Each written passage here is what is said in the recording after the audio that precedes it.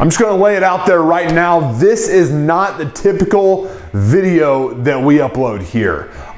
This is gonna be a real deep dive into the science and understanding of how we program. So, if all you want is a workout that I share with you, this might not be the video for you. But if you are a knowledge seeker, if you are an independent person that's alpha, that wants to know how we do what we do in order to accomplish what we want to accomplish inside the gym with our training, then this might be the best video for you to watch. All right, so let's talk about programming. Understand this, when it comes to the tasks that dictate the speed and degree of the results that you achieve, it really boils down to just two focuses. Your training, which gives your body the stimulus needed for the adaptations that you're looking to achieve, and number two, your recovery, which includes sleep, diet, soft tissue work, and other tactics used to allow your body to mend from the stress of training that we put it under.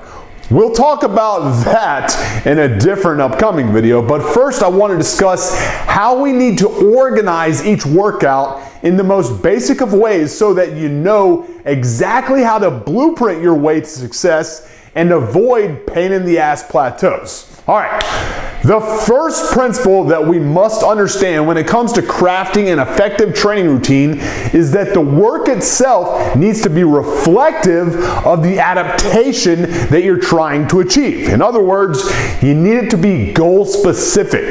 That seems like it goes without saying, but you'd be surprised how many new coaching clients I've worked with who during the deep dive process told me that though they wanted to increase their strength, let's say, they never actually lifted near max effort weights. Bottom line, with this principle, you need to make sure that whatever goals we've got for training are woven into the blueprint via the proper movements and intensity in which they are most efficiently accomplished. The next imperative point that we need to focus on, and hey, this is where it gets a little bit sciencey, but just follow me here, is an understanding of what metabolic pathway or energy source is best utilized to fuel each movement, and how an understanding of that helps you place the exercises you choose to do in any given day in the proper order. If you're not looking for a straight up meathead nerd sermon, let me break it down for you as simply as I possibly can.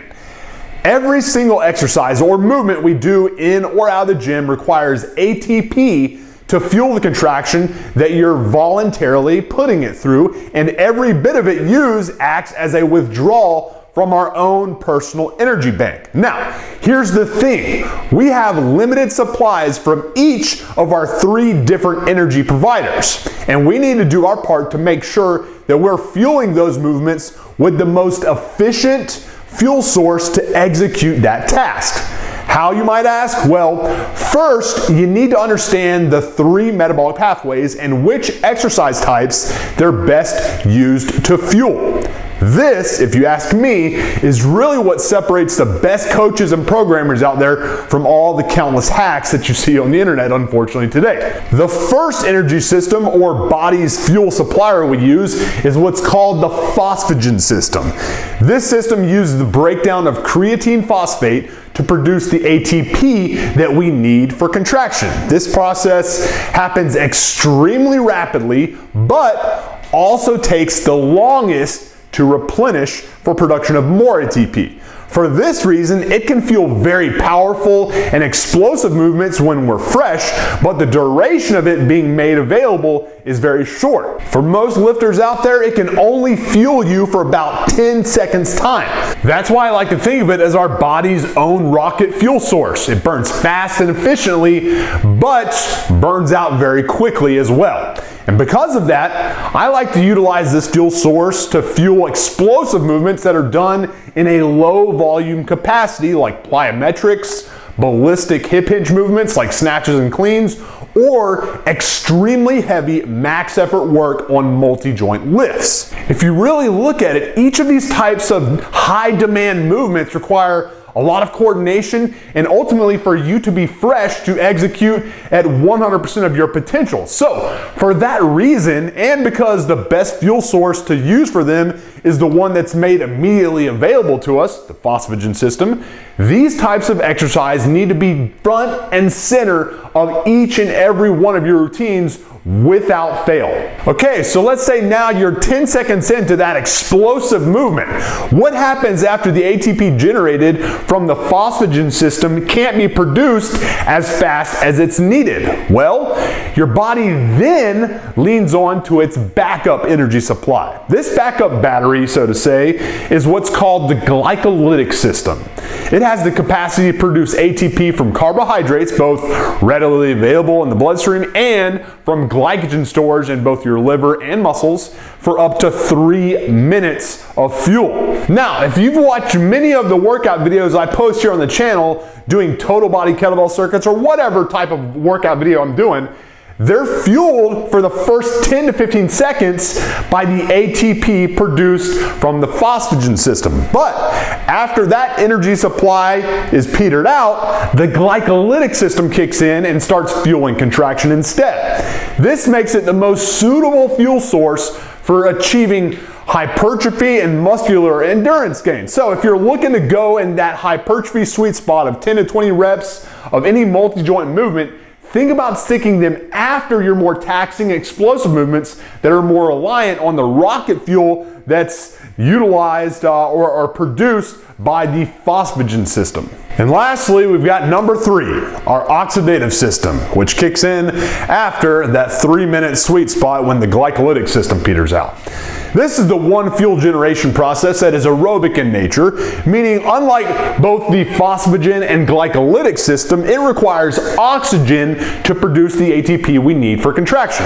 Although it can't fuel the type of contraction responsible for you to crank out more reps of a lunge, push-up, overhead press, or pull-up, let's say, it'll allow you to do cardiovascular work until you're just flat out bored with it. It's for this reason that we obviously want to stick our cardio work at the very tail end of our workouts. That way, we're not wasting valuable energy that's needed to fuel possible strength, speed, explosiveness, or size gains on an activity that can be fueled by a more readily available source. So there you have it, the simple science of how to properly order your exercises in any given workout.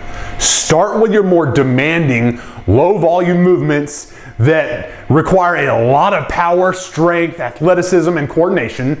Then transition into the more hypertrophy and muscular endurance focused multi-joint movements done in the 10 to 20 rep or 1 to 3 minutes duration range. And to cap it all off, after all the lifting's complete, then you perform your low intensity, steady state cardio work. Programming for success is really that simple. You just have to know what goal you're aiming to accomplish, what exercises best accomplish that goal, and what order in which to place said exercises based on what we know about the fuel sources our body has available to it. I'm telling you right now, if you program your workouts based on an understanding of this simple model, and remember to always vary the stimulus you provide your body within those workouts via different exercise variations, weights, and rep schemes, you'll never hit the plateaus that leave so many guys frustrated to the point of quitting. Follow this model and you'll be happy you did.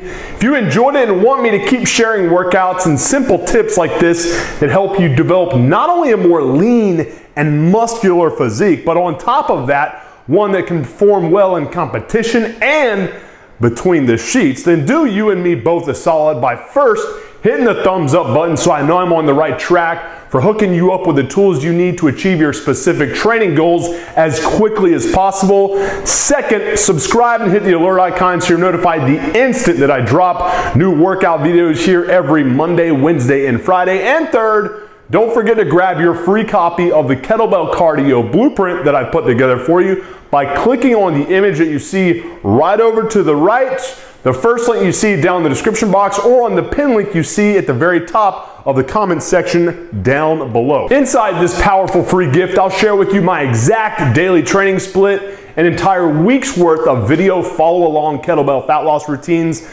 my top 9 rules for kettlebell bodybuilding, and a plug-and-chug workout builder that shows you exactly how to build a daily workout that'll help you get jacked, ripped, and more powerful with the help of a single kettlebell. So to download it for free, just click over there or down there, and it is yours for free as a gift from me. Appreciate your time, guys. Have a good one. MANdler.